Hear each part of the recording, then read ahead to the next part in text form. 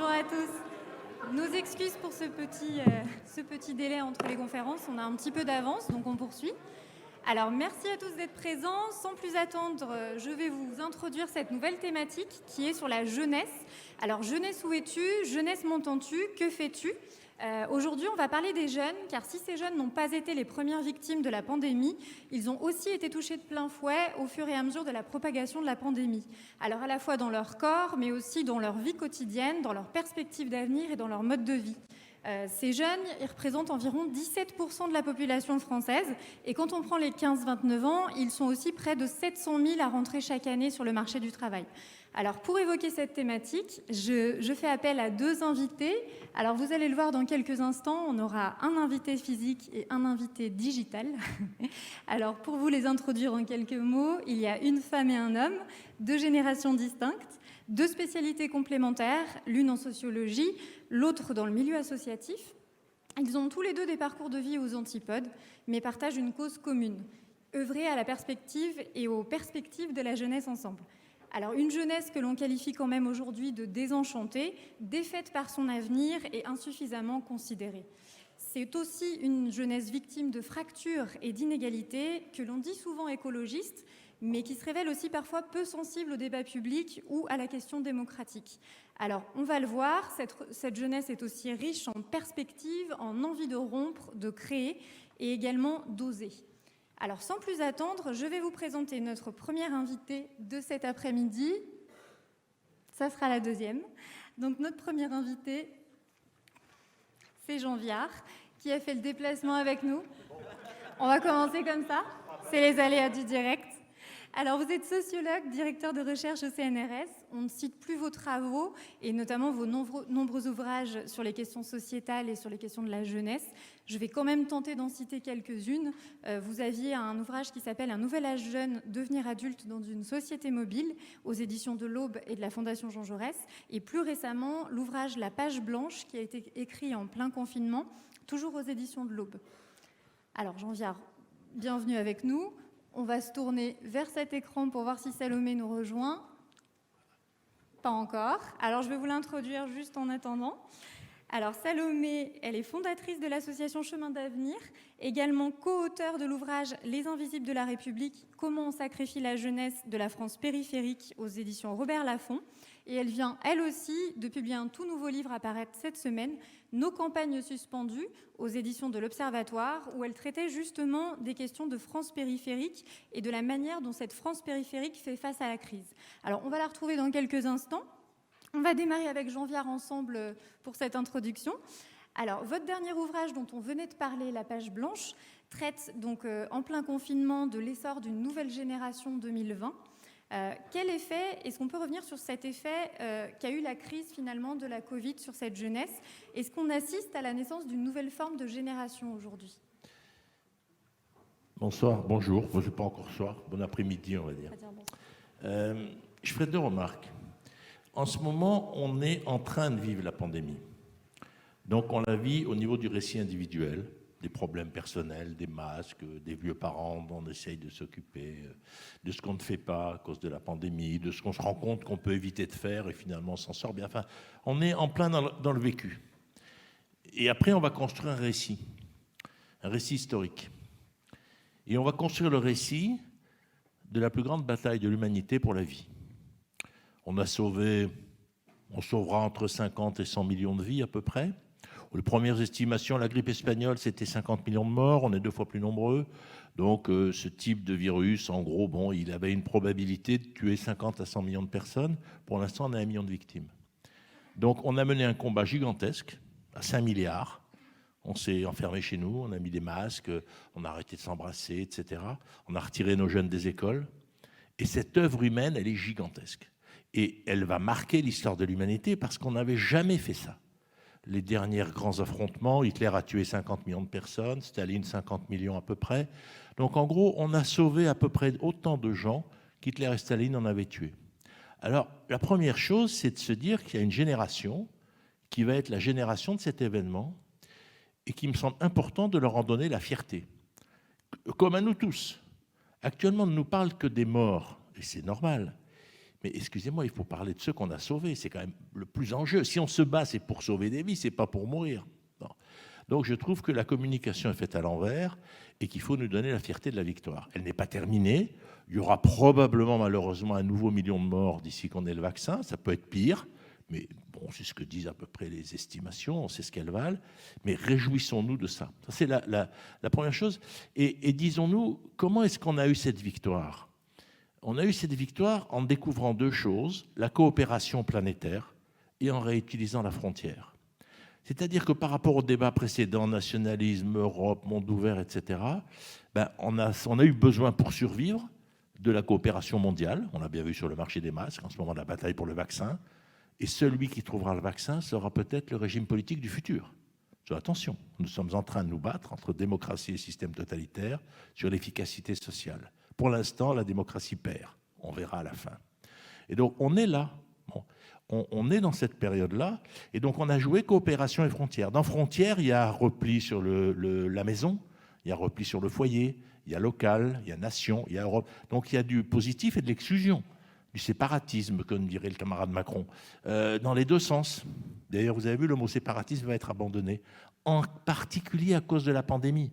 Parce qu'on ne peut pas parler de séparatisme quand on passe son temps avec un masque, enfermé chez soi. Le mot, je dirais, il est momentanément inemployable. Donc, coopération et frontières. Bon. C'est important parce que ça va se décliner partout. Alors que la période précédente, c'était une période qui s'était ouverte dans les années 80, où en gros, les grandes entreprises capitalistes américaines et anglaises s'étaient mis d'accord pour faire tomber le communisme en faisant une société toute économique et toute financière. Et ils avaient réussi cet objectif. On peut trouver que c'était négatif, etc. Mais enfin, l'objectif avait été réussi, sauf qu'on ne se dépêtrait plus de cette domination de l'économie et tout était régi par les chaînes de valeur. Et donc, au fond, la citoyenneté s'était écrasée devant le consommateur. Là, le consommateur ne consomme plus. Et le citoyen a repris le dessus. Et finalement, c'est pas ça le problème tellement. Alors, ça crée une immense pauvreté, des centaines de milliers de séparations, des dizaines de milliers de déménagements, de centaines de milliers de démissions, des centaines de millions de chômeurs. Donc ça crée des centaines de choses, mais ne regardons pas que le chômage. Les couples, par exemple, qui se séparent, en Chine, c'est 10% à Wuhan. En France, on est entre 10 et 15%.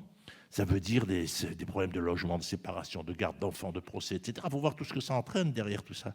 Donc la société est glissante.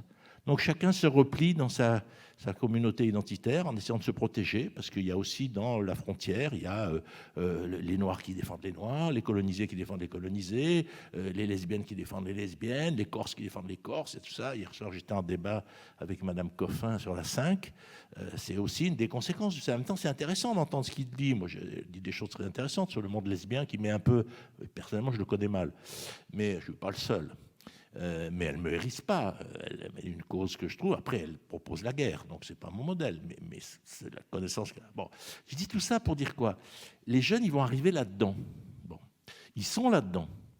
Eux, ils vivent des interdits d'amour, des interdits de rencontre. Ils sont, alors les jeunes, c'est large, mais enfin, ils sont à un âge de rencontre où l'été, c'est 16 ans, c'est le grand moment des vacances érotiques. C'est en général l'âge où on fait l'amour l'été, entre 16 et 17 ans pour la majorité des garçons et des filles, puisque maintenant, on a à peu près standardisé les âges d'initiation. Pour prendre qu'un exemple, bon, cet été, il y a des centaines de milliers de jeunes qui n'ont pas fait l'acte d'initiation. Bon, pour prendre que ça. Bon. Donc, si vous voulez, on est là face à des processus tout à fait particuliers. Une fois que j'ai dit ça, c'est la première idée. La deuxième idée, c'est quoi un jeune ? Pour moi, un jeune, c'est quelqu'un qui a moins de 30 ans. Si vous voulez, mon critère, moi, on m'a appris, je n'ai pas fait beaucoup d'études de sociologie en réalité, parce que je suis plutôt économiste de départ, puis après j'étais travaillé avec Edgar Morin, mais est-ce qu'il est vraiment sociologue ? Ça se discute, mais en tout cas, il est passionnant. Mais qu'est-ce qu'un adulte ? Un adulte, c'est quelqu'un qui est capable de se nourrir et de se reproduire. C'est la vieille définition historique. Se nourrir, se reproduire. Bon, aujourd'hui, premier enfant, 30 ans et 2 mois, et CDI majoritaire, 29 ans. En gros, on est adulte à 30 ans. Avant, alors le mot jeunesse, ça a démarré en 45. Et puis moi, je suis de la génération 68 où la jeunesse est montée sur les tables. Et puis, du coup, la majorité des gens ont voté gaulliste. Mais enfin, on avait ouvert un sillon qui a eu un certain effet. Et aujourd'hui, moi, je dis être jeune, ça dure de 16 à 26 ans, ça dure 10 ans, où on apprend des études, de temps en temps on travaille, on voyage, Et on a des aventures sentimentales, on définit sa sexualité, son identité de genre, son désir ou pas d'être en couple. Enfin, voilà. Et puis en gros, vers 26 ans, 27 ans, on commence à être plus stable. 29 ans, un CDI. Et après le CDI, mathématiquement, 30 ans et 2 mois, un bébé. Excusez-moi d'être un peu mathématique, mais sur cette question, ça joue beaucoup. Et donc, c'est ça la jeunesse. Ça dure 10 ans. Nos sociétés ne savent pas le penser. Il n'y a pas de statut juridique. Ils pourraient être intermittents du travail, ils pourraient être tous à la sécurité sociale étudiante. On mélange les chiffres. Un jeune de 24 ans qui est en CDD, c'est sympa. Pourquoi on voudrait qu'il ait un CDI? On sait qu'il va changer. On mélange dans les statistiques le taux de pauvreté. Est-ce qu'avoir 1 000 € par mois à 20 ans, c'est être pauvre? Oui, à 40 ans avec 2 enfants, c'est une catastrophe absolue. Donc on fait des moyennes comme ça. Donc non, il y a une façon d'entrer dans la vie qui a changé. Le monde est extrêmement complexe. Il faut avoir voyagé. Il faut avoir eu des expériences différentes. Vous voyez, l'autre jour, je concluais les rencontres économiques d'Aix et il y a un étudiant dans la salle qui me dit Monsieur Hart, quel serait le conseil que vous me donneriez pour faire la vie? Je dis écoute, moi, c'est simple. Tu es dans une très bonne université. Je ne crois pas que je l'ai tutoyé. Mais c'est mon ancienne université, donc j'ai certaines pratiques d'étudiants. Mais vous avez une très bonne étude. Profitez de cette pandémie pour faire un CAP de plombier, puisque de toute façon, on ne peut pas faire Erasmus. C'est-à-dire, allez complètement ailleurs. Je ne dis pas que vous allez devenir plombier, mais comprenez que vous avez à élargir votre rapport au réel. C'est pour ça que j'inclus le voyage dans l'éducation. Moi, je dis, un jeune qui décroche à 15-16 ans, il faut lui payer un voyage de 6 mois. On va revenir sur ces solutions-là dans Elle est quelques arrivée, instants. Voilà. Salomé est arrivée. Oui, c'est ça que je regardais si Salomé était là. Oui, on m'a demandé de faire le lien avant que tu arrives. Salomé. Alors, Salomé Berliou, merci beaucoup de nous avoir rejoints. Vous nous entendez bien? Je vous entends très bien, et vous? Superbe, parfait. Alors, toute la salle est à votre écoute. Je vais recommencer après cette grande introduction par Jean Viard. Pour vous, on avait une question pour poser un petit peu le sujet et le débat, qui était de se dire, vous vous battez depuis plusieurs années avec votre association Chemin d'avenir pour offrir des perspectives aux jeunes issus notamment de la ruralité. Est-ce que vous pourriez nous résumer justement ce combat et notamment la manière dont il s'inscrit au sein du contexte actuel et de cette pandémie, ou en d'autres mots, est-ce que la Covid a changé la donne finalement pour ces jeunes? Alors d'abord, bonjour à tous et bonjour à Jean Viard. Je suis honteuse de lui avoir fait en partie faux bon et je suis sûre que son introduction... L'introduction aurait pu durer 1 heure sans moi, sans problème, je pense. Ça aurait été au moins aussi intéressant.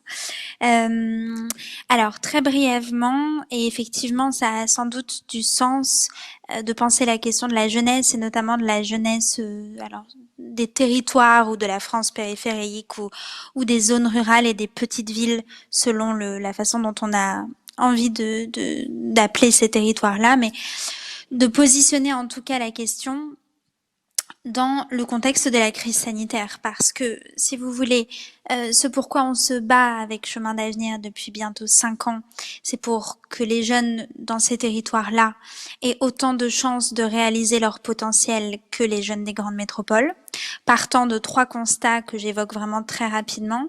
Premier constat, ces jeunes cumulent les obstacles au cours de leur parcours, le manque d'opportunités académiques, culturelles, professionnelles à proximité immédiate de leur domicile, ce qui fait que trop souvent leur avenir est déterminé par une question de kilomètres. L'autocensure et le manque de confiance en soi avec un côté très fort, c'est pas fait pour moi parce que je viens de la campagne, en gros, qui est d'ailleurs très comparable au ressenti des jeunes souvent dans les quartiers populaires, dans les quartiers sensibles. Sur le thème 2, c'est pas fait pour moi parce que je viens de banlieue, donc là il y a vraiment des points communs sur lesquels on travaille de concert avec d'autres associations plus impliquées dans la politique de la ville. Comme obstacle supplémentaire, évidemment, les fragilités économiques et sociales de certains foyers. Rappelons, et là je cite des chiffres qui sont ceux de Christophe Guilluy, 80% des classes populaires aujourd'hui vivent en dehors des grandes métropoles et de leurs banlieues. Donc ça a forcément un impact sur les jeunes de ces territoires-là, la fracture numérique, l'accès à des activités extrascolaires. Je pense aussi, parce que là j'entendais Jean Viard parler de la question du voyage, l'apprentissage des langues vivantes, qui est aussi un frein par la suite, évidemment, notamment pour les jeunes ruraux. Je vous donne un exemple concret.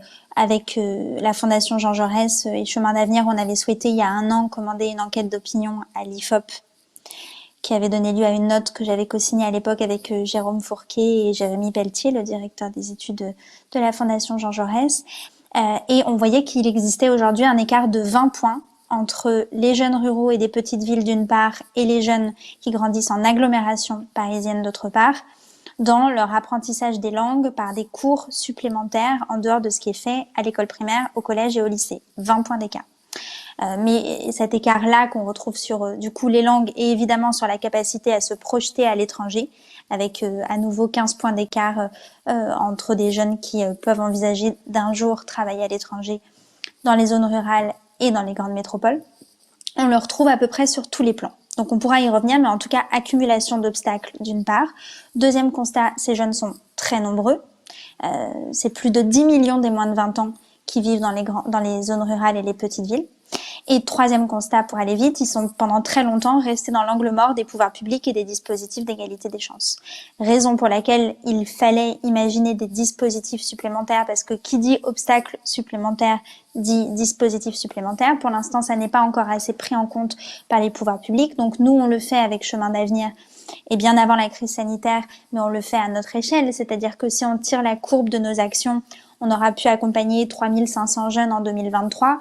C'est bien, mais donc 65% des jeunes Français vivent dans les zones métropoles, dans les zones rurales et les petites villes. Donc, c'est certainement pas l'action d'une association qui pourra être à la hauteur de l'enjeu. Par ailleurs, en France, il est quand même de la tradition de l'État de traiter de tout ce qui a trait à l'égalité des chances. Aux États-Unis, vous auriez peut-être un milliardaire qui viendrait et qui jetterait nonchalamment un chèque sur la table. Et s'il existe en France, je suis évidemment preneuse. Mais ça je pense que ça arrive parfois, il paraît que ça arrive. Mais donc voilà. Et donc la crise sanitaire, accentue évidemment ces fractures par le biais du numérique. On sait très bien qu'il y a une corrélation entre la taille des communes et la connexion à Internet.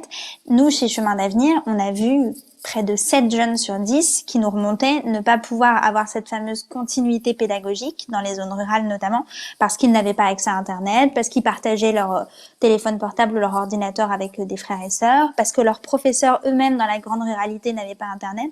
Donc ça existe. Et après, pour aller bien plus loin et bien plus en profondeur, sur la question de l'orientation et des choix professionnels et étudiants que vont pouvoir faire ces jeunes, j'entendais Jean Viard en parler quand je suis arrivée, mais évidemment, l'avenir est complètement redessiné avec des jeunes que j'ai interrogés là dans le cadre de mon nouveau livre Nos campagnes suspendues, qui disent en gros concrètement, on habite dans le Puy-de-Dôme, on habite dans l'Allier, on devait avoir un petit job pendant les vacances de Pâques et cet été pour pouvoir payer notre logement étudiant à la rentrée prochaine. Je rappelle que seule une famille sur 2 est capable aujourd'hui en France de financer le logement étudiant de son fils ou de sa fille.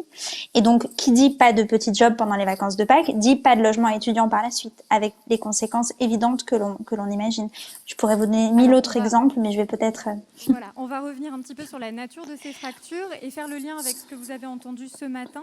Ce matin, Boris Cyrulnik parlait aussi de fractures et notamment de la nouvelle aristocratie qui serait pour lui désormais constituée non plus par les classes sociales elles-mêmes, mais par les diplômes et par le fait d'être formé. Est-ce que c'est un constat, tous les deux, que vous partagez ou pas? Est-ce que ça fait partie des fractures importantes?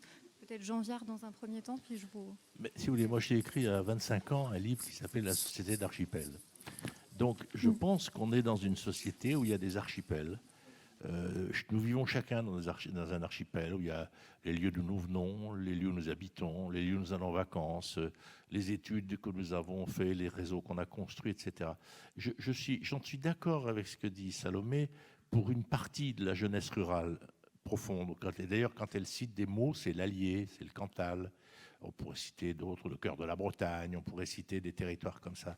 Mais c'est plus compliqué pour moi, à mes yeux, parce que d'une part, je pense que la jeunesse des banlieues est aussi exclue que la jeunesse des campagnes. Il y a 2 jeunesses exclues, il y a la jeunesse des ploucs, si on peut le dire, et puis la jeunesse, je ne dis pas des beurs, parce que en fait, il faudrait dire des bronzés, mais c'est irrespectueux. Donc je dirais la jeunesse des communautés. Je pense qu'ils sont un peu dans des processus semblables d'exclusion, ça c'est tout à fait vrai. Ça, c'est la première chose. La deuxième chose, c'est que le territoire n'est pas homogène. Il n'y a pas 80%. Guilly, je ne suis pas d'accord du tout avec lui. Les milieux populaires ne sont pas à 80%. Moi, je suis Marseillais, j'ai été élu à Marseille. Les milieux populaires dans Marseille, ils sont dans la métropole. Donc, une grande partie des milieux les plus pauvres sont dans les grandes métropoles. Une grande partie sont autour et d'autres sont dans les zones rurales profondes. Moi, je pense qu'il faut penser le territoire en disant on a des hypervilles qui sont... Prenez les gilets jaunes. Les gilets jaunes, c'est la ville, en fait. Ce sont des gens de la ville. Ils travaillent dans la ville. Souvent, leurs parents étaient dans la ville. Ils ont accédé à la maison individuelle. Ils ont acheté dans un lotissement. On a construit 10 millions de maisons en lotissement. Ils avaient réussi leur vie sociale, la promotion sociale, et ils s'étaient scindés des milieux immigrés. Donc, ils avaient fait tout ça en une seule génération, et ils étaient arrivés à des couples biactifs avec 2 véhicules diesel. Et d'un coup, on leur a dit, votre modèle culturel, il est nul. On leur a dit, il faut aller en vélo, complètement con, votre pavillon pas isolé, etc. Et du coup, la réussite du populaire est devenue son propre échec. Et les bobos de la radio, toute la journée, vous expliquaient que la bicyclette, c'était l'avenir du monde, alors que 70% des Français vont travailler en voiture. Forcément, ça crée des gaps. Mais je dis ça pourquoi ? Parce que c'est la ville, en fait. On n'a pas su l'organiser comme la ville-jardin de la ville. Qu'est-ce qui se passe en ce moment avec le télétravail ? Et il y a une autre hyperville, c'est l'hyperville des gens qui peuvent télétravailler, qui ont souvent une résidence secondaire, qui sont le cœur de l'encadrement de la société, des gens très diplômés, profondément respectables dans leurs compétences, et qui, effectivement, eux, ils ne vont pas au même endroit. Parce que le gilet jaune, il va là où il trouve un terrain pas cher dans un lotissement avec à côté d'un rond-point et 2 autoroutes pour aller travailler et un supermarché. Donc, il serait venu sur le rond-point. Le bobo, je ne le méprise pas. Moi, j'ai toujours été à la campagne depuis 68. Je suis un babar converti, je vais à Paris une fois par mois, mais on est des centaines de milliers à fonctionner comme ça. Donc, ce n'est pas nouveau, ça s'accélère. Et là, ça va s'accélérer encore. Et ils amènent de la richesse, de la compétence, mais pas dans des territoires à image de marque. Vous prenez Paris, ils vont à Beauvais, ils vont à Bourges, et pas à Bourges, non, à Tours. Et pourquoi ? Parce que Tours, c'est 1 heure de Paris. Bon, et donc là, on voit ça. En Provence, ils vont aller à Draguignan, ils vont aller dans le sud du Luberon, ils vont monter vers Carpentras, mais pas Carpentras, en dessous. Bon. Et on pourrait dire la même chose de Lyon. Bon, vous avez le même processus. Donc c'est pour ça, le territoire n'est pas, il n'y a pas le rural et l'urbain. Il y a cette hyperville qui est une ville clivée socialement, de même qu'il y a Bondy et Neuilly. Ben, il y a effectivement, j'allais dire, les gilets jaunes et les bobos. J'aime bien le mot, ça m'amuse. Moi, je me considère comme un bobo, je ne sais pas pourquoi c'est devenu une injure. Bon, c'est important. Et puis il y a une campagne qui est loin de ça. Et elle n'a pas accès, tu vois, elle n'a pas le haut débit. Même pas, Internet c'est limité, et effectivement eux ils sont dans un imaginaire, et ça les textes de Café Salomé sont remarquables. On voit bien comment, au fond, on va dire, eux ils regardent la sous-préfecture, quoi.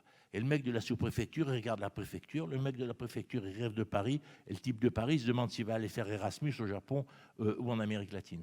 Et donc, mais le gamin de la campagne, il ne va jamais penser faire Erasmus au Japon. Je schématise, parce que sa pensée est beaucoup plus fine. Mais ça, j'avais trouvé ça très intéressant. Mais faisons attention, il faudra donner un nom à cette France-là. Ce n'est pas le monde rural. C'est le monde rural en dehors de l'hyperville, en réalité. Et qui est dans cette action. Vous prenez par exemple le chèque culture, je m'arrête là-dessus, qui a mis en place le gouvernement. Il ne marche pas très bien, de toute façon, je trouve cette idée bizarre, mais il n'y a pas le transport. Et j'avais dit à la ministre de la Culture, mais un chèque culture, si tu es parisien, ben ça a de la valeur, mais si tu habites en pleine campagne et qu'on ne te paye pas le transport pour aller au musée, c'est plus cher le transport que l'entrée au musée. Ah non, mais nous, on s'intéresse aux gens qui consomment de la culture. On consomme de la culture s'il y en a sous son nez. Bon, donc, on a une vision aussi en France où cette territorialisation n'existe pas. Donc, je suis d'accord avec Salomé, mais je trouve qu'en ce moment, c'est peut-être elle a lu Guilly récemment, parce que j'aime pas trop Guilly, parce qu'il schématise tout. Il y a une campagne qui fonctionne bien, quoi. C'est pour ça que c'est compliqué. Mais après, elle a raison pour le... Oui, Alors, peut-être Jean... Oui. Oui, parce que en fait, mais c'est très bien qu'on ne soit pas totalement d'accord, parce que sinon, ce serait ennuyeux pour tout le monde et notamment pour nous. Mais enfin, j'entends totalement ce que vous dites et notamment sur le fait que c'est plus compliqué que ça. Mais je trouve justement, et c'est là où je rejoins d'ailleurs en partie les thèses de Christophe Guilluy, que c'est plus compliqué que ça qui empêche de traiter la situation. C'est-à-dire que, évidemment que le concept de France périphérique est un concept large et volontairement large qui inclut les zones rurales, les petites villes, les zones pavillonnaires et même certaines villes moyennes. Le concept, enfin vous le connaissez aussi bien que moi, mais l'idée consiste à dire, en gros, il y a les 12 grandes métropoles. Alors on peut décider que c'est 12, on peut décider que c'est 15, mais et d'ailleurs c'est ce que vous dites, Jean, et leurs banlieues et dans certains cas les alentours. Mais à côté de ça, la grande majorité du pays ne vit pas dans ces grandes métropoles-là et l'essentiel des classes populaires non plus. Et donc moi, j'assume, si vous voulez, le fait de dire oui, c'est plus compliqué que ça et il y a des petites villes qui parfois sont très dynamiques et il y a évidemment la grande pauvreté et dans les grandes métropoles, c'est une évidence. Évidemment, les jeunes des quartiers sensibles ont des défis immenses à relever, c'est une évidence. Mais en attendant, et notamment puisqu'on parle de la jeunesse, un jeune qui grandit dans la campagne bretonne ou un jeune qui grandit à Verdun, un jeune qui grandit à Charleville-Mézières, un jeune qui grandit dans une zone rurale en Corrèze ou un jeune qui grandit à Moulins ou à Nevers, par rapport aux Parisiens, aux Lyonnais ou aux Bordelais, à capital socioculturel à peu près équivalent, à résultats scolaires équivalents, les opportunités ne sont pas les mêmes. Et donc, volontairement, moi, je trouve que quand on veut faire passer certaines idées, quand on veut faire bouger les choses, il faut accepter que conceptualiser, c'est aussi généraliser. Et que généraliser, ça permet ensuite de proposer des solutions qui peuvent être plus ou moins fines.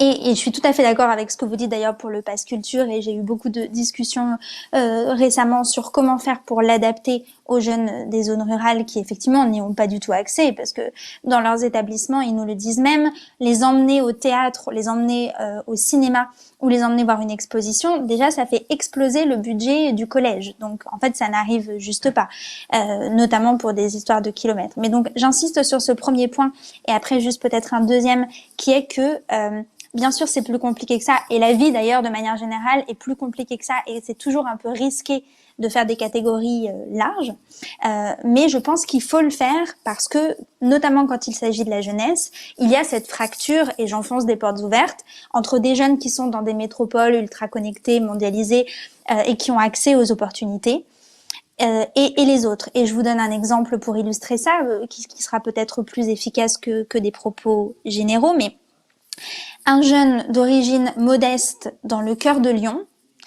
même si effectivement ses parents n'ont pas beaucoup d'argent, si tout à coup, par hasard ou par la confiance d'un professeur, parce que ça arrive, ou parce que des parents d'un ami exercent ce métier, il découvre le métier de chef cuistot, d'ingénieur ou d'architecte, il va pouvoir être encouragé par ses professeurs parce qu'il y aura des écoles qui préparent à ces métiers dans sa ville. Il va pouvoir éventuellement aller visiter une classe prépa, rencontrer des étudiants qui font ces métiers, rencontrer des professionnels qui exercent ces métiers et surtout, à l'heure de choisir de faire ses études, il pourra rester chez ses parents avec un coût bien moindre. Le même jeune dans les Vosges ou dans un village de Normandie, même à 1h30 de Paris, c'est pas du tout la même chose. Donc ça, c'est la première chose. Et j'inclus les petites villes volontairement là-dedans, étant entendu que bien sûr, il y a des petites villes dynamiques, il y a des territoires ruraux dynamiques, notamment d'un point de vue économique, et que tout ça ne doit absolument pas nous faire tomber vers une forme de misérabilisme qui n'aurait aucun sens, et d'ailleurs, dont les habitants de ces territoires n'ont pas envie. Mes parents, d'ailleurs, qui sont dans l'Allier, me le disent sans cesse. Il s'agit absolument pas de tomber dans des propos triste sur une campagne grise et sur des petites villes peu dynamiques, c'est pas ça l'esprit. L'esprit, c'est de dire, il n'y a pas forcément d'égalité entre les territoires, mais en revanche, une égalité des chances, notamment pour la jeunesse, ça devrait être la base. Et pour moi, ça devrait relever presque des compétences régaliennes de l'État, comme il y en a d'autres. Et peut-être juste sur cette idée de revanche des campagnes, pardon Marie, vous voulez rebondir, mais sur l'idée de... Je vais juste vous couper une seconde. On parlait de la jeunesse des banlieues tout à l'heure et ça va probablement faire écho à ce que vous alliez dire. Finalement, est-ce qu'aujourd'hui, votre jeunesse rurale est un petit peu comme la nouvelle jeunesse des banlieues et est-ce qu'il y a de nouvelles politiques à imaginer dans ce sens-là ? Oui. Alors là où effectivement, je fais des ponts sans cesse volontairement entre les jeunes des zones rurales et les jeunes des quartiers sensibles parce que, et vous le disiez Jean, les obstacles sont en partie les mêmes. Les questions économiques et sociales, les questions d'autocensure, les questions de manque de carnet d'adresses, les questions de non-encouragement à aller faire des études supérieures. Ça évidemment c'est commun. La question de la mobilité, pour des raisons évidentes d'infrastructures à proximité de ces jeunes-là, est encore plus criante dans les territoires ruraux. Je vous donne un autre exemple là-dessus. On propose là 100 000 services civiques supplémentaires. J'en discutais avec la présidente de l'Agence pour le service civique il y a encore quelques jours.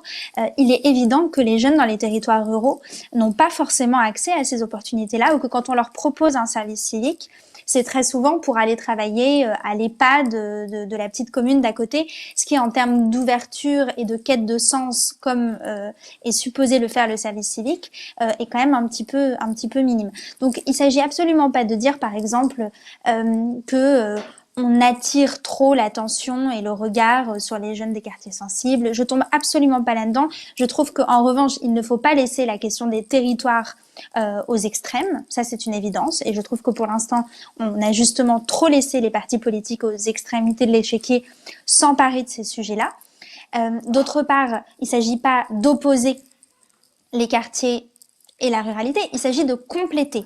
Et force est de constater qu'il y a des dispositifs, notamment mis en place dans le cadre de la politique de la ville depuis des années maintenant, qui soutiennent les jeunes des quartiers sensibles dans leur émancipation de leurs origines sociales et géographiques, et que pour l'instant, ces dispositifs n'existent pas. Il n'y a pas de politique publique pensée pour la ruralité. Et quand on propose des solutions, par exemple dans le contexte des réponses apportées par Emmanuel Macron en matière d'égalité des chances, elles sont réelles et elles peuvent en partie toucher les jeunes de ces territoires-là, mais elles sont nationales. Et par ailleurs, c'est un autre sujet, mais elles sont souvent pour les premiers de cordée et pas du tout pour les milieux de cordée.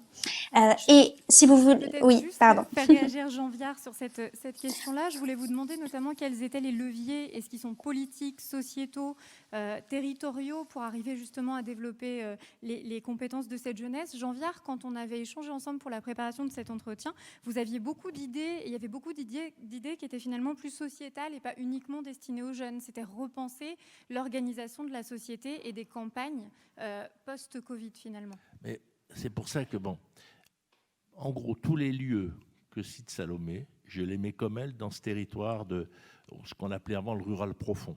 On ne lui appelle plus profond parce que ça fait vraiment, ils sont au fond du trou, c'est négatif. Mais il y a effectivement un territoire qui a besoin de trouver un nom, qui est effectivement cette partie de la France qui n'est pas dans l'aire directe des grandes métropoles. Vous savez, les grandes métropoles, c'est 61% du PIB, c'est 10%. Mais vous prenez Paris, il y a 2 millions de Parisiens, 12 millions de personnes dans la région, 700 000 Parisiens qui travaillent à Paris et 1 million de gens qui viennent travailler tous les jours à Paris. Par exemple, il y a 250 000 personnes qui viennent des Hauts-de-France, de la région de Beauvais, tous les jours à Paris. Pour moi, c'est des grands Parisiens. Ils sont dans le mouvement urbain. De même qu'on est des millions à aller à Paris plusieurs fois par mois. Pour notre boulot, je considère qu'on est plus parisien qu'autre chose, même si j'habite au fin fond de la campagne depuis 50 ans. Je dis ça pour se dire, parce qu'il y a les villes et leur aire d'influence, et ces familles et ces gens-là, et tout, et c'est une partie. Et puis il y a effectivement la partie, c'est pour ça que mon débat avec Salomé, il est simplement sur le pourcentage. Quand elle dit 80%, moi je dirais que c'est 30 ou 40%, mais à part ça, c'est un vrai problème. Et effectivement, il y a une partie du terrain, aller à Decazeville, aller dans des coins comme ça, où en plus avant il y avait des projets, il y avait de la petite industrie locale. Regardez par exemple les machines à vendanger, c'est merveilleux, mais il n'y a plus de main d'œuvre. Moi quand j'étais étudiant, on se payait nos études en allant faire les vendanges. Maintenant il y a une machine qui passe, en plus elle passe la nuit, elle empêche tout le monde de dormir. Ça c'est autre chose pour que le rosé soit plus clair parce qu'il est plus cher. Et donc je dis ça pour ceux qui s'y connaissent en vin rosé. Et donc c'est pour dire qu'effectivement, après il y a une vraie question de ce territoire-là. Et la question, c'est que, pour moi, c'est normalement le rôle de la carte politique locale si elle était adaptée aux choses. Le problème, c'est que autour de la ville, on a construit des lotissements, mais pas du tout en fonction des communes. Les gens, ils achètent un terrain en fonction du prix et du temps de transport à leur boulot, si tant est qu'ils ne changent pas régulièrement de travail ou de conjoint. Enfin, mettons, partons de l'hypothèse de la stabilité, même si en Ile-de-France, un mariage sur deux se défait avant 5 ans. Et donc, on est là dans ce projet. Et donc, c'est ça la question qu'il faut se poser, si vous voulez. C'est cette organisation complexe du territoire, et la carte politique ne l'a pas suivie. Pourquoi les Gilets jaunes se sont réunis sur des ronds-points? Mais parce qu'ils ne se sentent pas appartenir à une commune. Ils ont acheté un terrain. Et ils sortent avec leur portail, s'ouvre avec leur bagnole, ils ne descendent même pas ouvrir le portail, ils disent bonjour aux voisins. Et ils vont où? Ils vont travailler, ils vont au supermarché, ils vont chercher les enfants à l'école. Ils rentrent et regardent la télé. Il y en a plein qui le disaient très bien. J'ai parlé à personne depuis 10 ans. Donc, comment est-ce qu'effectivement on réorganise, on tient compte du fait que le lien politique est justement un lien entre les hommes, y compris parce qu'on s'affronte. Moi, je rêve que dans les banlieues, il y ait beaucoup plus de communes. Je rêve qu'il y ait des dizaines de communes qui soient tenues par des radicaux musulmans. Ils existent. Pourquoi est-ce qu'effectivement, ils ont des maires décalés? Et je préférerais qu'ils n'existent pas. Mais c'est quoi cette idée de la démocratie où effectivement, à un moment, on a des communes qui ne représentent pas les groupes sociaux? Et vous avez des communes, la mienne, elle a 5000 habitants, mais vous avez un grand ensemble de 5000 habitants, au mieux, il y a un concierge. Nous, on a un conseil général, on s'est construit des tas de trucs et tout ça. Donc, je veux dire, et puis en même temps, cette campagne très profonde, comme on disait avant, je sais, j'ai pas d'autres mots, j'attends que Salomé l'invente, c'est elle qui l'inventera, parce que c'est celle qu'elle connaît le mieux, ce territoire-là. Il a besoin d'avoir une identité, un mot pour le dire, sans doute des structures politiques différentes. Peut-être qu'il serait temps que les collèges, les lycées, tout ça, ça soit géré par les mêmes structures, parce que ce sont les mêmes problèmes. Donc effectivement, toute la machine éducative, on a parlé des maisons du service public, mais vous avez vu, vous, ces maisons du service public? Moi, j'avais dit au président de la République, tu devrais faire des maisons de service public en bois, la même pour toute la France, et l'installer sur les parkings des collèges. Il y a déjà le parking qui sert que 2 fois par jour. Fait un monument qui s'appellera maison de service public. Et fais-le en bois pour qu'être moderne. Bon. Et vous parliez de plus de modernité là-dedans, comme les tiers-lieux qui pourraient aussi oui, être les nouvelles de maisons même, de la en ce moment, ce qui se passe, c'est qu'on devrait financer 15 000 lieux de coworking. On devrait financer 5 000 tiers-lieux. Ce qui a été les maisons du peuple, c'est une époque. Ce qui a été Malraux, c'est une époque. Il y a de nouveaux lieux culturels qui se créent, notamment les tiers-lieux, qui sont des lieux passionnants, parce que c'est la question du lien entre le numérique, la création, l'apprentissage, le service public, c'est-à-dire qu'il y a des gens qui peuvent venir, il y a un fonctionnaire qui leur explique ses impôts, ses machins, tout ça. Il peut y avoir des start-up qui sont là en hibernation dans l'inverse, en train d'émerger. Et donc, ces lieux-là marchent magnifiquement. Mais il y en a très peu. Et on vous parle tout le temps de renflouer les opéras. J'ai rien contre les opéras, mais ce n'est pas la question centrale. Dire comment on maille le territoire grâce au numérique, de nouvelles structurations, adapté à ces faibles densités. Il y a tous ces sujets, et là je pense qu'on sera bien évidemment d'accord avec Salomé, sur lesquels il faut aller, c'est-à-dire une carte politique repensée, et puis toute cette société numérique. Moi, je juste finis là-dessus, mais comme je trouvais que ça avançait pas, là où j'ai une maison de vacances, on a acheté un hôtel à 50 pour en faire un tiers-lieu. Et tous les gens du coin sont venus, les notaires, les pharmaciens, mettre des sous. Chacun a mis 5 000 €, mais pour eux, ce n'était pas le bout du monde. Et on a racheté un hôtel, on a le transformé pour en faire un lieu culturel, il y aura des lieux de réunion. Ça marche vachement, c'est une petite ville de 10 000 habitants. Mais je veux dire, il faut faire des choses comme ça, c'est privé. Donc il faut mailler le territoire avec le numérique, il faut utiliser l'hypertechnique. D'ailleurs, un des problèmes de ces territoires, c'est l'accès au débit. Salomé a très bien dit. Je veux dire que tant qu'on n'a pas la fibre absolument partout et qu'on n'est pas connecté, on n'est pas dans le film. Tant qu'on n'a pas offert des ordinateurs à tous les enseignants, on est attendez, n'importe quel salarié, vous l'embauchez, vous l'achetez un ordi. Moi, quand je prends un nouveau salarié dans ma maison d'édition, la première chose que j'achète, c'est un ordi. Et nous, les ordinateurs, non, pas. Non, faites du télétravail, les enseignants. Mais avec quoi? Avec une brouette? Non, mais vous voyez, pensons la société dans l'hypertechnicité numérique pour essayer de dialoguer sur tous ces sujets, y compris les 500 € pour le basse culture de Madame Nissen. Il vaut bien mieux leur offrir un ordinateur. Je pense que Salomé vous rejoint, mais peut-être juste un mot sur cette fracture numérique dont vous parlez beaucoup au sein des territoires ruraux. Est-ce que la première réponse viendra par là, justement, par une réorganisation et par des moyens plus importants sur tout type de sujets au niveau du numérique au sein de ces territoires-là ? Écoutez, moi, je ne suis pas évidemment une spécialiste de la question du digital. Ce que je sais, c'est que effectivement, et là je rejoins totalement Jean Viard, dans ces territoires-là, ça peut représenter une opportunité fondamentale. Je pense à la télémédecine, malgré tout, parce que vous savez que c'est un rural sur deux, un habitant de zone rurale sur deux qui estime être éloigné, très éloigné, avoir difficilement accès à un personnel de soins.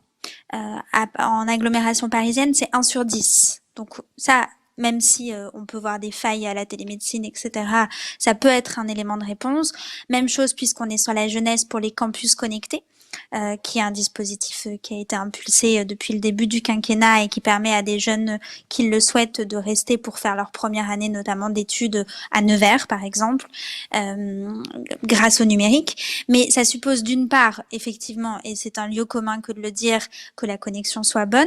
Et puis ça suppose ensuite que ce soit adossé à d'autres dispositifs. C'est-à-dire que j'étais au ministère de l'Enseignement supérieur et de la Recherche samedi matin et je disais cela justement, c'est-à-dire les jeunes des territoires ruraux ou des petites villes qui vont faire leur première année d'études à distance à Nevers, si on veut qu'il soit dans le jeu par la suite, il faut adosser ça à des propositions de stage, à des rencontres avec des professionnels, à la mise en place de relations, peut-être de mentorat, comme on le fait chez Chemin d'Avenir, avec des étudiants, avec des professionnels qui ont des parcours inspirants, et puis avec la possibilité de bouger à la fin de leur première année ou à la fin de leur deuxième année. Sinon, on est sur de l'assignation à résidence plus. Donc, c'est une part de la solution, mais tout partira forcément de l'accès au numérique. Et en ce sens-là, d'ailleurs, le débat sur la 5G, je le sais pour avoir interrogé beaucoup de personnes dans le cadre de nos campagnes suspendues, le livre dont je vous parlais, qui est paru aux éditions de l'Observatoire la semaine dernière.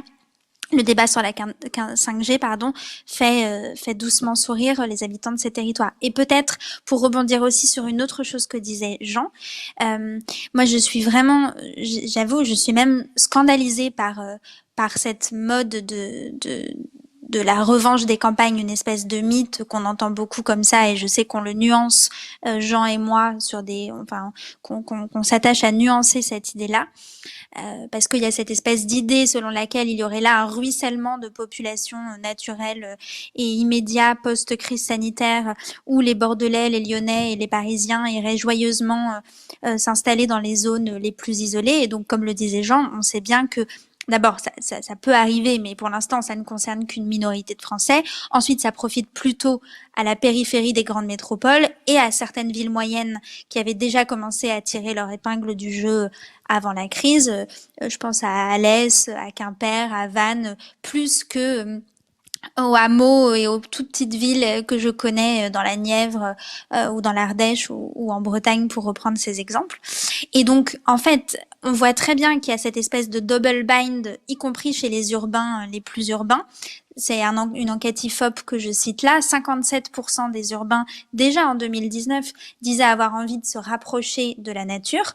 Mais immédiatement, ils évoquaient les freins à ce projet-là, à savoir, dans l'ordre ou dans le désordre, mais le manque d'accès aux services publics, la question des transports et la question de l'emploi. Autant vous dire des freins qui ne sont pas des petits freins et qui les empêchent justement d'aller investir ces territoires-là.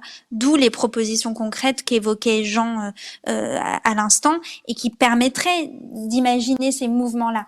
Mais sans des solutions, et de plus en plus, moi je pense qu'il faut qu'on ait cette espèce de réflexe en nous qui doit supposer que quand on pense politique publique, on s'astreigne, puisque manifestement ça n'est pas un réflexe justement pavlovien, mais qu'on s'astreigne à toujours adosser un pan ruralité et un pan petite ville aux politiques publiques en matière écologique, en matière de jeunesse et d'égalité des chances, en matière de transport, en matière de lien avec l'Union européenne, parce que sinon, manifestement, on ne s'en sortira pas. Et là, je reviens aussi sur les propos de gens, y compris par rapport au terme de bobo qui peut être un peu controversé, mais il faut faire très attention quand même à ne pas être dans cette espèce d'hyper-focalisation sur les grandes métropoles, que ce soit pour la jeunesse ou que ce soit pour d'autres sujets.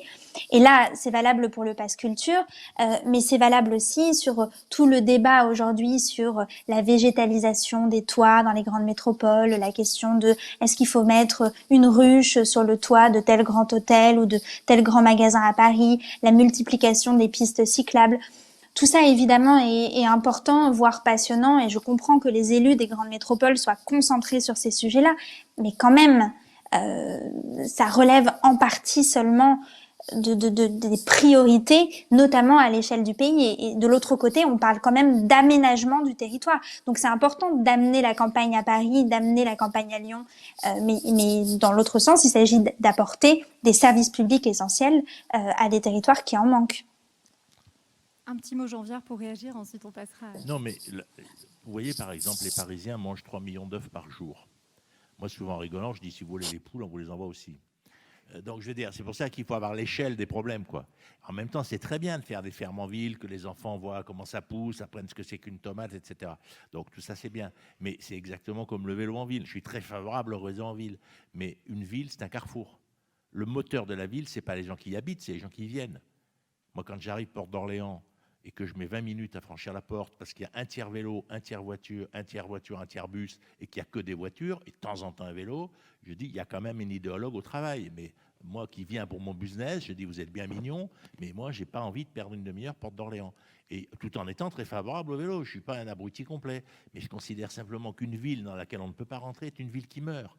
Alors il est possible que le destin de Paris, ça soit Aigues-Mortes. Pour le moment, on va vers ça, mais je pense que c'est extrêmement dangereux.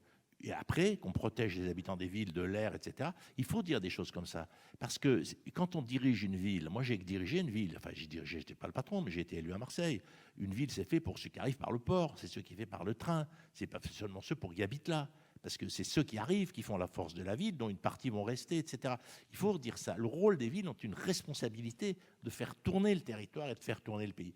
La deuxième chose que je voudrais dire, et là je suis très d'accord, quand on dit les jeunes des campagnes sont inégaux dans l'accès aux études, bien sûr, mais quel conseil général a construit une cité universitaire pour ces jeunes? Ils ont construit 63 000 ronds-points en France. Mais non, mais ce n'est pas une rigolade, c'est 1 million le rond-point. Et les Allemands en ont fait 5 000, les Américains 10 000. Est-ce que ce seraient les plus géniaux de la planète? Non. Nous, nos élus, ce qu'ils veulent, c'est 2 ronds-points par commune, et si possible, 1 avant chaque élection. Et du coup, ça montre qu'on est un vrai élu. On a 2 ronds-points. Alors, il y a des ronds-points utiles, il arrive qu'il y ait des carrefours, je suis absolument d'accord. Mais enfin, la plupart des ronds-points ne servent à rien. Si avec cet argent, ils avaient construit des cités universitaires pour leurs jeunes, dans les villes, plutôt que de toujours râler en demandant aux autres. Si les régions de France avaient construit une cité des régions à Paris, en face de la cité internationale, un Péruvien, il peut avoir une chambre à Paris, et pas un type des Bouches-du-Rhône s'il va se spécialiser. Je veux dire, quelle est cette vision du territoire où les régions n'ont pas de cité universitaire à Paris, où les départements ruraux n'ont pas de cité dans les étudiants pour leur ville, et après ils pleurent toute la journée pour leurs jeunes. C'est eux qui excluent leurs jeunes. C'est leur vision de la politique où, en gros, je suis élu sur ce territoire, j'investis sur ce territoire. Non, j'investis pour les gens de ce territoire. Et je les regarde dans leur mobile, dans leur trajet. Parce que, vous savez, beaucoup des gens qui peuplent le territoire, ce sont des gens qui sont partis et qui sont revenus. Donc, une des questions centrales dans un territoire, à partir du lycée, c'est de suivre tous les gens sur Internet et de les informer tous les mois de ce qui se passe pendant 10 ans, 20 ans, 30 ans. Parce qu'à un moment dans la vie, ils vont se dire... Tiens, tu as vu, il y a un poste de médecin dans le village. Oh, on est bien. Oh, quand même. Si on les informe, si on suit ça, il y a des territoires qui le font merveilleusement bien. Et du coup, les gens reviennent. Il ne faut pas dire que des gens, c'est sédentaire.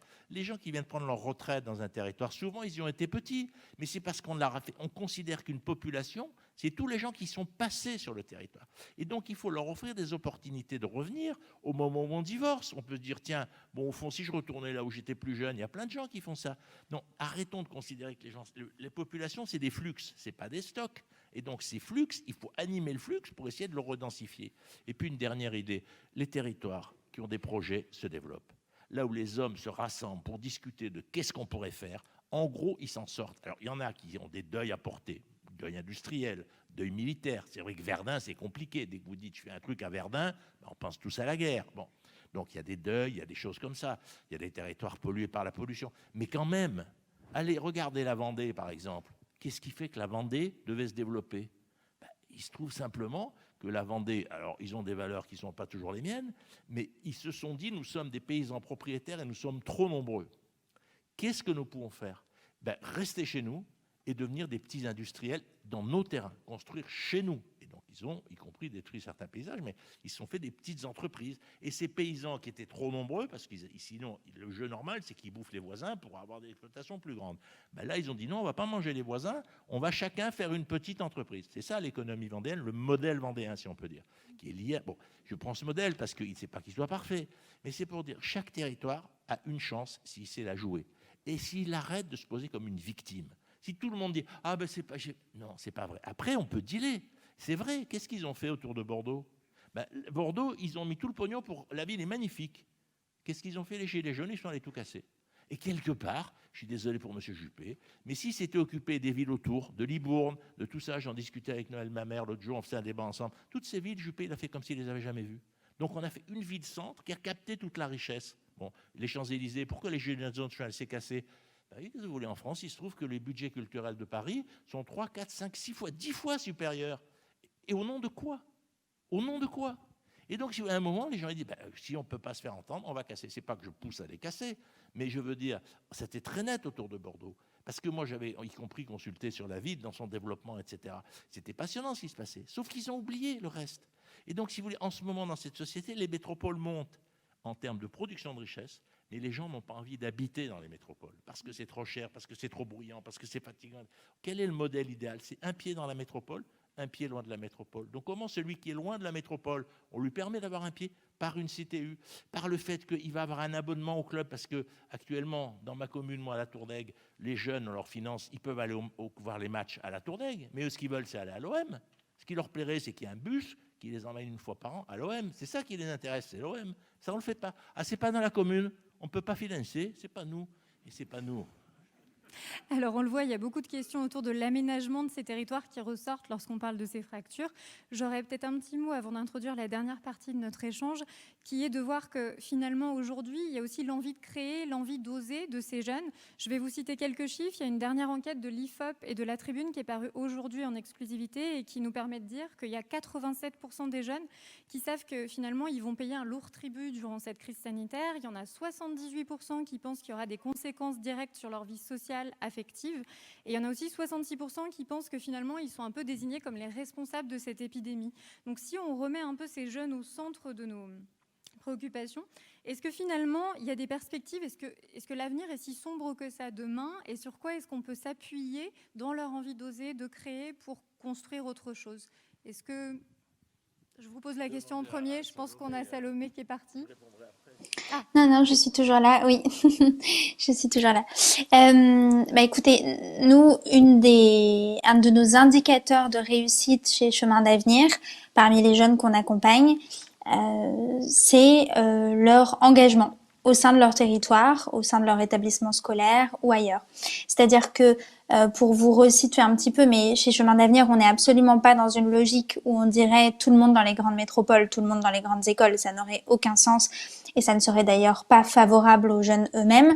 Notre obsession, c'est la question de leur potentiel et de leur capacité à réaliser leur potentiel, leur donner les outils concrets pour le faire, et ceux qu'ils aient envie de reprendre la ferme de leurs parents, de devenir artisans, de devenir commercial, de créer leur boîte, de faire de la politique ou d'être ingénieur ou de partir à l'étranger ou que sais-je. À partir de là, on part effectivement des obstacles réels et souvent objectifs qu'ils rencontrent et on se dit notamment, et on leur dit notamment chez Chemin d'Avenir, pour reprendre un exemple que donne Jean Viard, mais écoute, peut-être que au vu de la situation telle qu'elle est aujourd'hui, au moment de faire des stages, au moment d'entrer dans ta vie professionnelle, tu n'auras peut-être pas coché la case du séjour à l'étranger qui est demandée par les employeurs, de la maîtrise d'une langue vivante ou du séjour à Singapour. Bon, très bien. En revanche, une chose est sûre, tu peux, si tu le veux, t'engager. Tu peux développer des passions, des centres d'intérêt, tu peux partir de tes atouts pour en faire des forces pour la suite. Et ça, Chemin d'Avenir peut t'aider à le faire. Et je peux vous dire que, notamment chez les jeunes que nous accompagnons, donc c'est-à-dire des jeunes ruraux qui souvent ont des convictions, ont envie de s'engager, mais juste ne savent pas du tout comment faire. Quand on leur donne 2 ou 3 clés, 2 ou 3 moyens, quand on leur dit, tu dis que tu voudrais être journaliste, alors on va t'aider à créer le journal de ton lycée. Tu dis que tu es passionné par les enjeux environnementaux. Très bien, est-ce qu'il y a des associations autour de chez toi? Et sinon, on va t'aider à en créer une. Tu dis que tu es sensible aux égalités femmes-hommes. Qu'est-ce qui existe dans ta commune? Qu'est-ce qu'on peut t'aider à créer?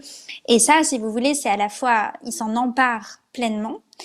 C'est aussi une force pour le jour où ils passeront un entretien d'embauche et où on viendra éventuellement les titiller sur la dernière ligne sur de leur curriculum vitae et où ils pourront effectivement avancer des arguments, avoir l'air passionnés, se mettre en avant. Et puis, c'est aussi une façon de les aider à agir pour leur territoire et sur leur territoire pour peut-être ensuite y rester et devenir acteurs de leur territoire et de leur parcours. Et ça, bon, je ne sais pas si la crise va particulièrement accentuer ce mouvement. Ce qu'on a vu quand même, c'est cette solidarité, notamment dans les territoires, qui s'est déployée à tous les niveaux et dans nos campagnes suspendues. Je raconte des dizaines justement de témoignages de citoyens, d'associations, d'aides médicales, d'élus locaux qui se sont engagés et qui ont donné à d'autres les moyens de le faire pendant la crise sanitaire. Après, il faut justement faire attention, mais je vais finir sur une note un peu plus sombre par rapport à ça, mais à ne pas tomber dans une célébration. Je crois que c'est le sociologue, l'universitaire Benoît Coquart, vous savez, qui travaille aussi sur ces sujets, qui a écrit un très bon ouvrage qui s'appelle Ceux qui restent et qui est justement ciblé sur les jeunes qui restent dans leur campagne et qui décident d'y mener leur vie par la suite. Et il dit très justement, je trouve, attention à ne pas du coup tomber dans une espèce de célébration de la France rurale qui est aussi la France de la débrouille et où en gros il est très facile de se débrouiller parce que de toute façon on a l'habitude de le faire et de le faire seul. À nouveau, ça n'exonère pas d'essayer de trouver des solutions à l'échelle nationale pour que cet engagement, pour que cette action soit plus accessible pour les jeunes dont on parlait là. Et vous voyez ce que je vous soulignais tout à l'heure sur la question du service civique montre bien que les dispositifs aujourd'hui, comme Erasmus d'ailleurs, mais comme ne sont pas pensés pour les jeunes qui sont éloignés de ces opportunités. Quelques mots à Jean Viard également, juste avant de clôturer, d'avoir quelques questions supplémentaires par le biais d'étudiants qui vont nous rejoindre. Ces jeunes, cette envie de transformer, cette envie d'oser, vous nous en aviez parlé lors de la préparation de cet entretien, il y a vraiment une force un petit peu sur laquelle on peut s'appuyer? La grosse différence entre Salomé et moi, c'est qu'elle vient de la campagne, elle est montée à Paris. Moi, je suis allé m'installer à la campagne après 68 et j'y suis resté. Donc forcément, on n'est pas dans le même mouvement. Je dis ça un peu en rigolant, mais pas totalement. Après, si vous voulez, je pense que cette pandémie va tout bousculer. Il y aura des violences, il y aura des morts, il y aura des bagarres, il y aura des divorces, il y aura des opportunités. Et la question, c'est comment on saisit les opportunités. Si on commence à dire ça va bouger, on va avoir peur, etc., on est fini. Je veux dire, il y aura des opportunités. Les jeunes ont la chance énorme de pouvoir saisir ces opportunités. Et ce n'est pas forcément les plus doués. Vous savez, les plus doués, les plus diplômés, tout ça, ils ne sont pas forcément très capables de s'adapter. Ils sont très formatés en réalité. Donc c'est vrai qu'ils sont très bien si on les remet dans l'appareil d'État, ils font Sciences Po, machin, ils se reproduisent, ils produisent des normes toute la journée, ils votent des lois, etc. Ils ont une capacité à produire de la bureaucratie qui est monumentale. Mais au fond, c'est pas très utile à part que ça freine le mouvement social. Donc essayons d'être plus positifs là-dessus. C'est une période d'opportunité. Après, la deuxième idée, c'est que je pense que depuis la guerre, on s'est battu sur l'idée de modernité. Et au fond, on a vécu depuis la guerre ce que j'appellerais la révolution pétrolière, c'est-à-dire en gros, après 1945, la voiture et l'avion, c'est-à-dire le pétrole. Donc le fait que pour aller voir l'autre, on se déplaçait par un objet qui utilisait du pétrole. Nous, on est passé dans une autre civilisation. Pour aller voir l'autre, d'abord, on utilise le numérique. Éventuellement, on se déplace. Bon, ça, c'est une différence absolument. Et ça, c'est une autre époque historique qui commence. Bon. Et au fond, on va appeler modernité ce qui est arrivé jusqu'à aujourd'hui. Aujourd'hui, je pense qu'on va chercher l'esprit des lieux et la technologie, les deux. Et que les lieux qui ont été très modernes, moi je pense qu'on va commencer à détruire des ronds-points. On va commencer à détruire tous ces symboles de la modernité. Des grands supermarchés qui ne servent à rien, ces énormes volumes à côté des villes. D'ailleurs, les gens commencent à consommer autrement. C'est-à-dire ces espèces de totems, le temple de la consommation ou le temple de la mobilité, quelque part, pour le réseau numérique, le rond-point, il ne sert à rien. Par contre, le câble, il est utile. Vous voyez, on passe d'un système à un autre. Et la question, c'est comment on s'adapte à ça, comment on s'y positionne et comment on y trouve des opportunités. C'est-à-dire comment après on se dit, chaque territoire est unique et son développement vient du fait qu'il va être juste dans l'analyse de lui-même. Pas qu'il est là à pleurnicher, je ne suis pas une métropole. Ben non, chérie, tu n'es pas une métropole. Et alors, par contre, tu es une petite ville sympathique. Se demander qu'est-ce qu'on a fait historiquement à cet endroit. Qu'est-ce qu'on a su faire qu'on ne sait plus faire. Regardez, moi je suis très admiratif du fromage près de Besançon. L'alliance qu'il y a eu entre les agriculteurs, les fromagers pour lancer le comté, qui peuvent vendre dans le monde entier, qui fait travailler des centaines de fermes, des centaines de moulins. Pourquoi ? Parce que d'un coup, ils se sont dit, qu'est-ce qu'on sait faire ici les uns et comment on va le faire ensemble. Moi, j'ai ouvert le congrès du comté, c'était passionnant d'avoir tous ces gens qui ont des métiers complètement différents et qui d'un coup ont trouvé pourquoi. Oui, parce qu'ils se sont construits autour d'un projet et autour d'un produit. Après, les mecs du Munster m'ont invité à discuter avec eux. Je leur ai dit, écoutez, vous êtes bien mignons, mais le Munster, vous voyez, comme au niveau mondial, il n'y a aucune possibilité d'exportation. Bon, donc ça ne pouvait pas marcher. Mais c'est pour dire qu'il y a des projets comme ça. On leur dira. Non, mais c'est important de dire ça. Construisez des projets. Dites-vous où on est. Vous êtes à combien de distance d'une métropole? Donc, vous allez voir vos conseillers généraux. Nous, on veut que vous achetiez un immeuble pour qu'on puisse aller faire nos études. Nous, on veut que vous achetiez un hôtel pour qu'on puisse dormir après le match. On commence à le faire pour les hôpitaux. La question, est-ce que c'est d'avoir un hôpital à côté, ou qu'à côté de l'hôpital, il y a un hôtel pour les malades? On commence à mettre des hôtels. Parce qu'évidemment, la question, c'est quand on y va, on amène quelqu'un. Bon, comment on fait? Est-ce qu'on va arriver à construire cette logique territoriale, mais en partant du lieu lui-même? Et pour ça que je ne suis pas trop pour les grandes politiques. Partons des lieux eux-mêmes, disons comment on a envie de vivre, où on a envie d'aller. Oui, à Marseille, on a envie d'aller à l'OM, comment on rentre le soir. Bon, juste un exemple, je m'arrête. La ville de Draguignan avait fait voter à un moment que pour obtenir un marché de transport scolaire, il fallait faire une sortie par semaine pour aller soit à un lieu culturel, soit un lieu sportif. Une sortie, c'était dans l'appel d'offres. Et bien avec le même bus, et ben, ils l'ont mis dans l'appel d'offres, les jeunes sont allés au théâtre et les jeunes sont allés au spectacle sportif. Je veux dire, il suffit à un moment de dire, voilà, c'est comme ça. Si vous voulez le marché pour les écoles, ben, les chauffeurs devront travailler 1 fois par semaine le soir pour emmener les jeunes quelque part. C'est ce genre de mesures qui me semble intelligente. Alors, on va rapidement laisser la place aux jeunes. On a 3 étudiants du lycée Sainte-Marie de Lyon qui sont parmi nous normalement et qui devraient nous rejoindre. Superbe. Allez-y, installez-vous pour clôturer cet échange. Prenez un petit micro. Alors, on a Hugo, Sarah et Mathieu, qui ont tous les 3 21 ans. Alors, le timing est un petit peu serré, mais on va vous laisser 2-3 questions. Vous les adressez ou pas à nos 2 intervenants. En fonction de la thématique, on vous laisse démarrer pour votre première question. Qu'est-ce que vous inspire les échanges ? Bonjour à tous. Alors du coup, la première question, ce serait donc en ce moment la génération Z, donc qui est née après les années 2000, a vécu beaucoup de changements par rapport à sa scolarité et beaucoup d'incertitudes, notamment avec les modifications du brevet, le nouveau bac, la crise du Covid, donc le confinement. Et notre question, c'était quelles sont pour vous les conséquences, donc possiblement un manque de confiance en l'académie ou des choses comme ça. Oui, je sais. En plus, ma fille est prof, alors je veux dire, j'entends parler toute la journée de la réforme du bac et tout. Bon, je ne sais pas, je veux dire. Non, on ne peut pas le dire maintenant.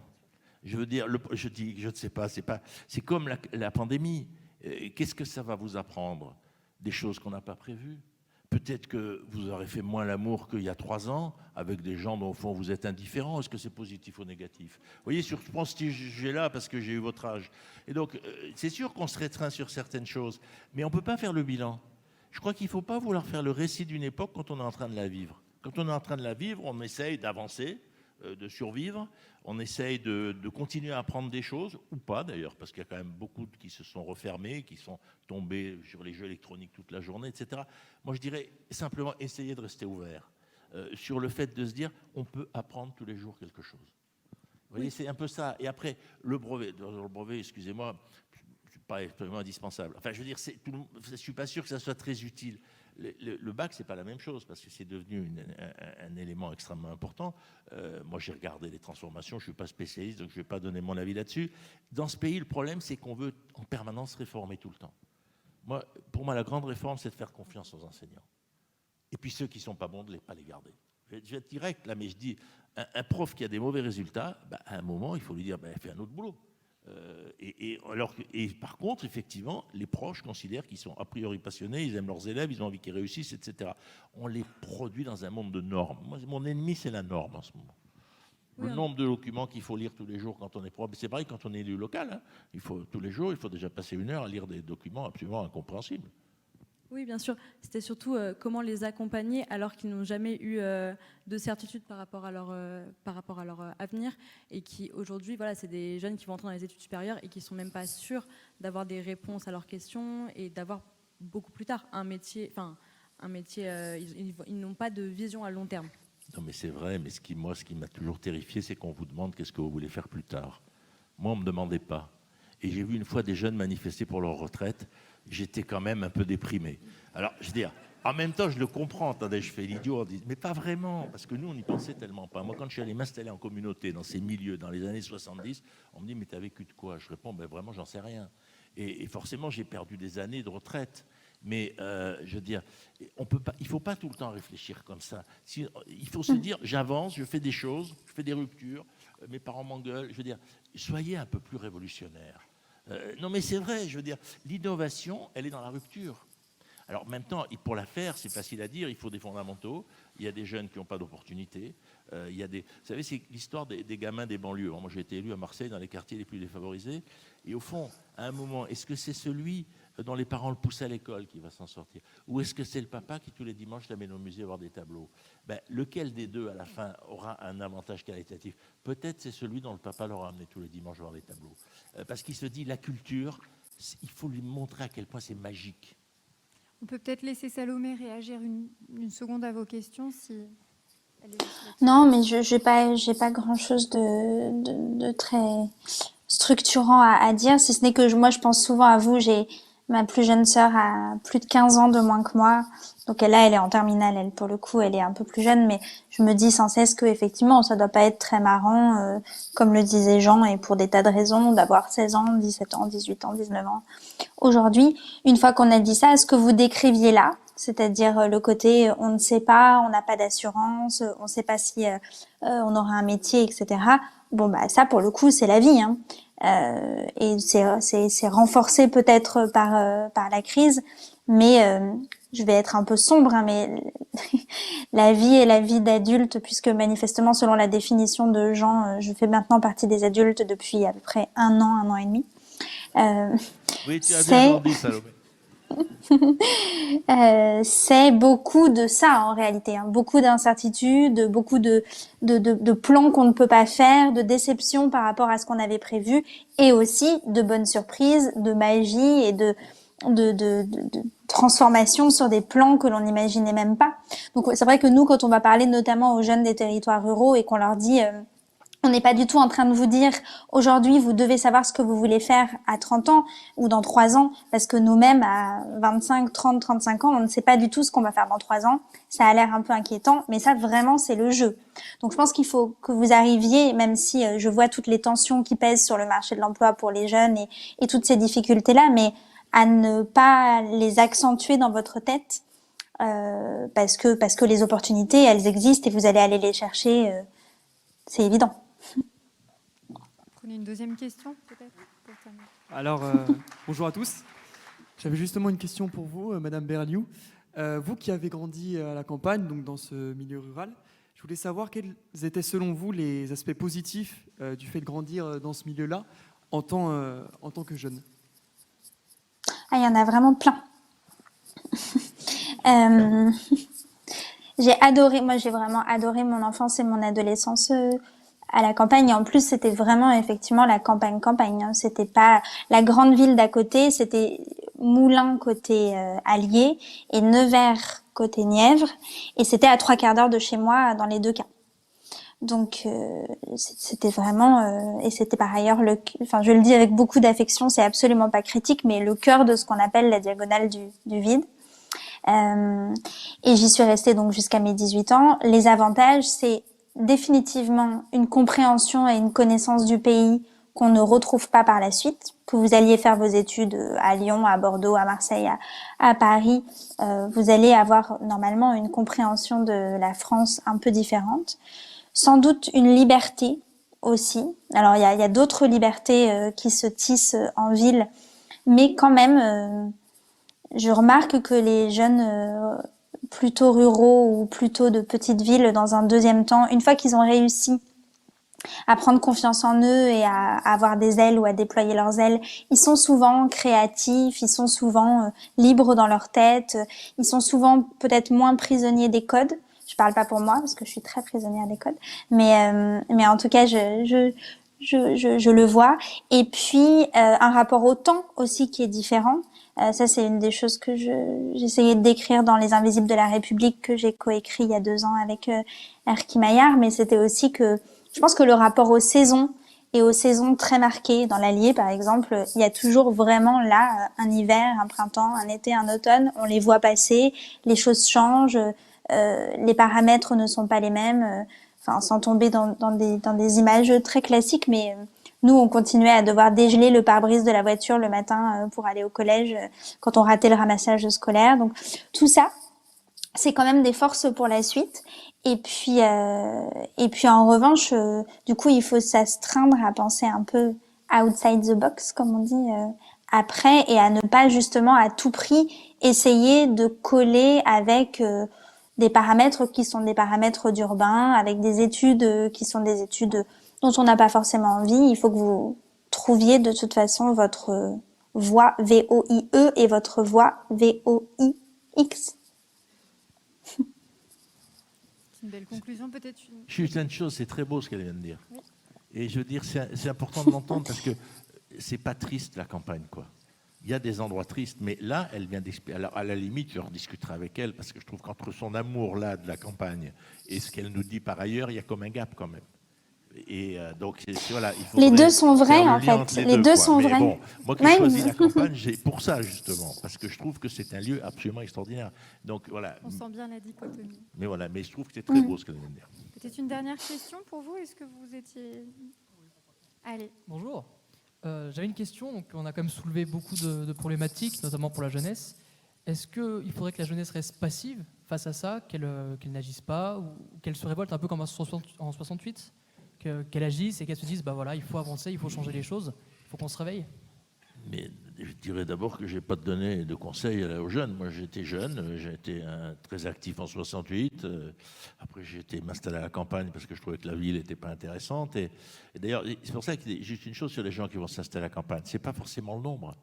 C'est que ça a fait venir plein de gens qui étaient passés par la fac dans les campagnes où il y en avait très peu. Moi, là où j'habite, il y a le responsable de la cave coopérative, c'est un ancien baba. Le responsable des ruches, c'est un ancien baba.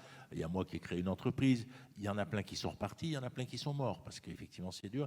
Et il y en a beaucoup dont les enfants sont très furieux, parce qu'ils disent, mais tu avais une chance de faire une carrière, et là, tu es en train de vivre misérablement, tu ne m'as pas payé de bonnes études, tu n'aurais pas pu faire autre chose que 68. Donc, je veux dire, il y a aussi ce rejet par les enfants qui n'est pas si facile que ça. Bon, je dis ça parce que... Voilà. Donc, je n'ai pas de conseil à vous donner. Je veux dire, mais après, vous faites quoi? MeToo, c'est quoi? Greta Thunberg, c'est quoi? Le Front National, c'est quoi? C'est pas ma tasse de thé, le Front National, mais c'est quand même le premier vote dans la jeunesse. Donc, je veux dire, dans les moyens d'opposer, alors après, à bout de choisir, hein, nous, il y avait aussi les FAF, mais c'était juste après la guerre d'Algérie. Alors, effectivement, on avait des conflits un peu différents avec les crânes rasés. Maintenant, les crânes rasés, c'est chic dans les quartiers bobos, donc on s'y retrouve plus. Mais donc, c'est pour dire que chaque fois, c'est à vous de trouver votre chemin. Mais évidemment qu'il faut se révolter, ça peut être créer quelque chose. Regardez les jeunes des quartiers. Est-ce qu'ils ont envie de devenir fonctionnaires? Non. Qu'est-ce qu'ils veulent? 10 000 euros pour créer une start-up. Donc, je veux dire, sauf qu'on leur propose des petits boulots. Ils disent, non, mais attends, moi, je voudrais un chèque, créer un truc. Bon, parce qu'ils ont une culture très privée, très entrepreneuriale. Donc, le problème, c'est que la pensée sociale qu'on a, elle revient du temps où, en gros, j'allais dire, on voulait assister les gens, les aider et tout. Non, eux, ce qu'ils veulent, c'est du cash pour démarrer un truc de chauffeur, un truc de coiffeur, un truc de... alors, heureusement qu'ils ont le système du H qui permet de financer d'autres activités. Donc, non, mais c'est vrai, excusez-moi, les banlieues sans l'économie du H, elles seraient dans une situation catastrophique. Ça fait longtemps que je plaide pour la légalisation. Mais ça permet de réinvestir dans un salon de coiffure, dans un stations-service, etc. Donc, ça fait de l'accumulation primitive du capital. Mais ça serait mieux s'il y avait d'autres modèles. C'est pas un modèle précaire. Non, mais je dis ça un peu par moquerie. Mais c'est pour dire, bien sûr qu'il faut être en rupture, mais c'est le propre des jeunes d'être en rupture. Vous êtes en rupture parce qu'à un moment, vous trouvez qu'on est des vieux cons. Et quelque part, c'est pas faux. Et en même temps, vous vous dites que le monde va vous appartenir, que vous avez plein de choses à faire. Et surtout, ne vous laissez pas imposer par les gens qui disent que vous êtes des victimes, etc. Oui, ces 2 années vont vous marquer beaucoup. Les jeunes qui ont fait la guerre, beaucoup. Les gens qui ont été sous les bombardements, ils étaient encore plus traumatisés que les gens qui ont vécu la pandémie. Donc, il faut toujours repérer. Mais regardez l'immense créativité de la jeunesse de l'après-guerre. Alors que ce qu'ils avaient vécu quand ils avaient 13, 14, 15 ans... c'était pas tellement amusant, je veux dire, c'est le moins qu'on puisse dire. Donc, faisons attention, il y a une réaction. Donc, dites-vous comment je vais faire de ce qui se passe une force pour être demain, y compris pour aller casser, pour aller, si c'est ça qui vous semble important de faire. Hier, j'étais avec Aline Coffin. Bon, elle, son truc, c'est complètement construire un monde lesbien, etc. Mais elle, c'est une force. C'est pas exactement. De toute façon, j'en suis exclu, donc évidemment. Gêné, ça. On construit un monde où je ne peux pas aller. Mais enfin bon. Soyez jeunes, j'allais dire, soyez jeunes, donc vous n'êtes forcément pas trop responsable, un peu déconnant, et c'est logique puisque vous n'avez pas encore l'ensemble des codes. Donc ils viendront vous contraindre. Ne vous inquiétez pas, on vous encadrera suffisamment pour vous récupérer. On va rester là-dessus et conclure là-dessus, un discours sans langue de bois et avec beaucoup de perspectives pour la jeunesse et pour trouver sa voie. On vous remercie beaucoup, donc nos invités en présence et à distance, nos jeunes aussi qui sont venus. Merci beaucoup à vous. On se retrouve après une courte pause. Merci beaucoup d'avoir tenu jusqu'ici. On se retrouve après une courte pause à 16h50 avec une nouvelle rencontre autour de la thématique « L'écologie, c'est maintenant ou jamais ». Merci à vous.